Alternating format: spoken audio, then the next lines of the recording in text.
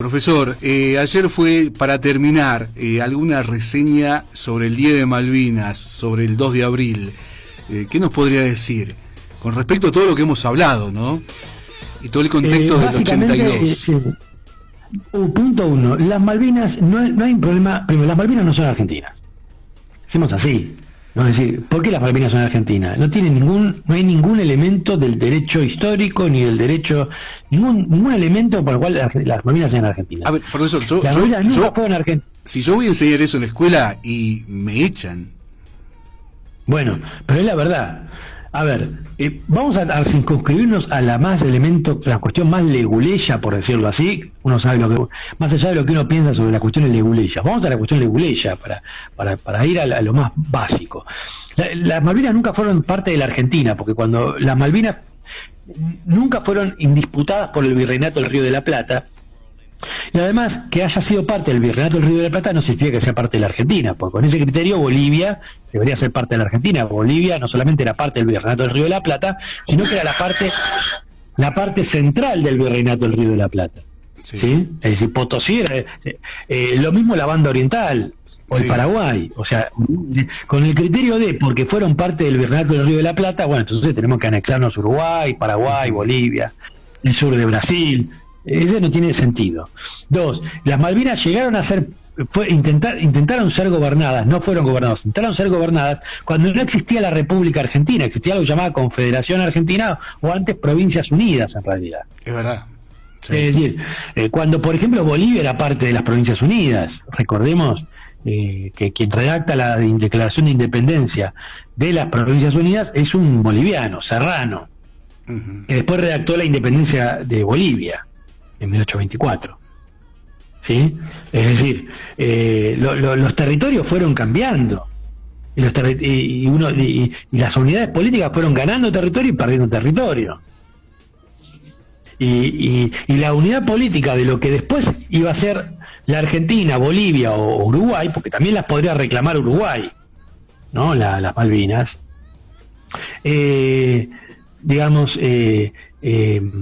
territorio perdió y perdió las Malvinas. Y las terminó de perder en 1833, cuando no ni siquiera había Argentina. Es decir, la primera cuestión más leguleya, las Malvinas nunca fueron argentinas, porque con ese criterio tenemos que devolver prácticamente todos los territorios del sur del Salado a los pueblos que vivían ahí, los pueblos que vivían ahí antes, porque fueron conquistados. A los araucanos. ¿No? Exactamente, y la mitad de Jujuy tendría que ser parte de, digamos, la población que fue conquistada en 1800, claro, que en la década de 1870. Pero lo que nos enseñan en la escuela de la historia... Ir más atrás y decir que Jujuy no debería ser ninguna provincia y que Jujuy debería depender de la ciudad de Salta, como dependía antes de la década de 1820. Sí. Ahora, lo que planteó usted, profesor, ahora, una cuestión. Fuera de la cuestión leguleya, hay un problema más grave, y es la siguiente. El problema de la Argentina es que no tiene las Malvinas. Es decir, las Malvinas es un obstáculo al desarrollo de la Argentina. No, la verdad que no. Es una cuestión. No, si son dos pedazos de roca que no tienen nada. Pero hay petróleo. Dicen los ingleses que hay petróleo, hay pesca, hay riquezas. Pero si hay petróleo, ¿por qué no lo sacan? Bueno. Nadie saca, hay mucho petróleo, pero nadie lo saca.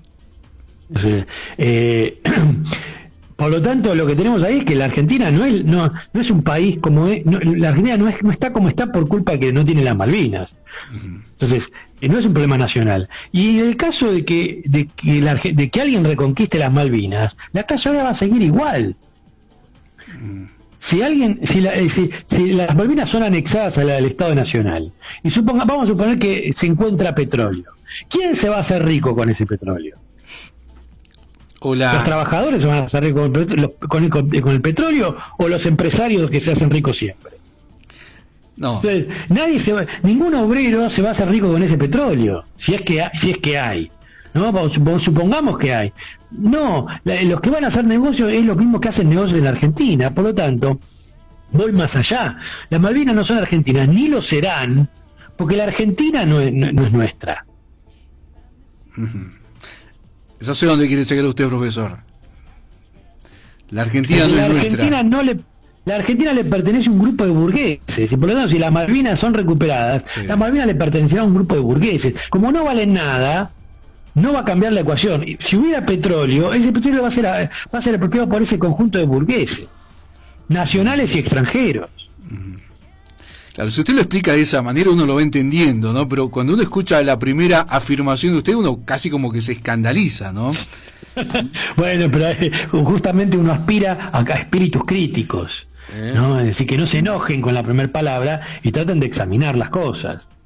Porque si usted lo plantea así de a primera, si lo escucha, por ejemplo, un auditorio de docentes, y capaz que más de uno se pega el grito. Pero claro, cuando uno va analizando el fondo de la cuestión, a dónde quiere llegar, ahí uno lo va entendiendo, profesor. Claro, y sí, exactamente. Y para terminar, entonces, ¿qué es el 2 de abril de 1982? ¿Qué sería para usted? Es el día en el cual la burguesía argentina empezó una aventura para poder legitimarse, completamente alocada, porque pensaban que Estados Unidos los iba a proteger. Como ellos le hicieron el trabajo sucio en Centroamérica, pensaron que Estados Unidos los iba a proteger, y ellos pensaron que Inglaterra les iba a regalar las Malvinas como le regaló Rhodesia del Norte y Rhodesia del Sur a los habitantes africanos. Es decir, ahí efectivamente Inglaterra se estaba retirando. De hecho, estaba por retirar el último buque militar de Malvinas. Pero todo esto le sirvió a Margaret Thatcher para repuntar en su política, que venía bastante baja. No es que a Thatcher le interesara las Malvinas, simplemente no quería, además de la crisis con la que venía lidiando, tener que soportar que le digan que encima perdió territorio. Profesor, yo lo escucho y a veces digo, los docentes, usted plantea una enseñanza revolucionaria de los docentes, pero no digo desde la revolución, sino una manera distinta de enfocar los hechos. Ahí, ¿cómo sería, ya para terminar, qué le diría a los profesores de historia, maestros y todos los que tocan el tema de Malvinas año a año? A ver, primero que no caigan en el discurso, en la liturgia nacionalista, que es una liturgia que obviamente es un mito, que se basa en una mentira y que favorece a las clases dominantes. Que traten de explicar lo que ha pasado y cómo ha pasado. Traten de dar una explicación que sirva para entender la sociedad y poder transformarla. Es decir, las Malvinas no son argentinas, no hay que preocuparse por eso. Las preocupaciones que tienen los argentinos son mucho más importantes que dos piedras que no sirven para nada.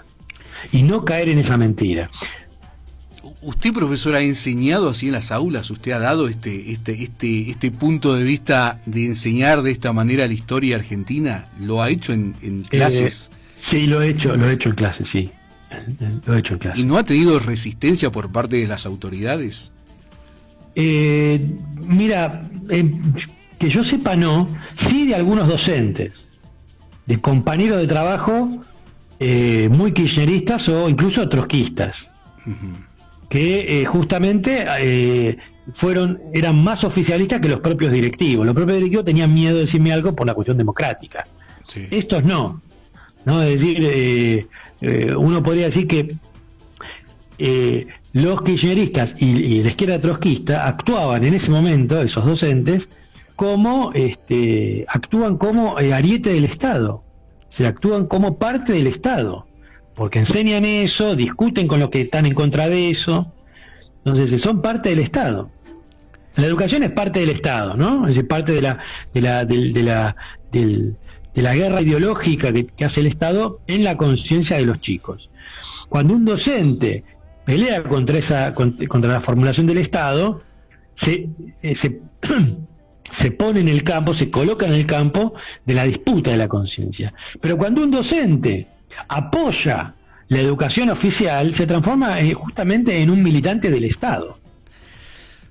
Yo diría que hay un 90 y algo de docentes que hacen la última que usted dijo, militantes del Estado. Me parece. Con lo cual... Sí, es cierto, pero con que haya un porcentaje que no lo sea y ese porcentaje esté decidido a dar un combate, hay una posibilidad. En el caso, quiero decir esto, nosotros tenemos con unos compañeros en Jujuy, tenemos una agrupación docente en Jujuy, la Conti Santoro de Jujuy, Sí. que también está muy activa en Jujuy en torno a estas cosas. Sí. ¿Cómo es la agrupación, profesor, para que la podamos conocer? La agrupación docente Conti Santoro, Conti ¿sí? Santoro. De Razón y Revolución en Jujuy, sí. Sí.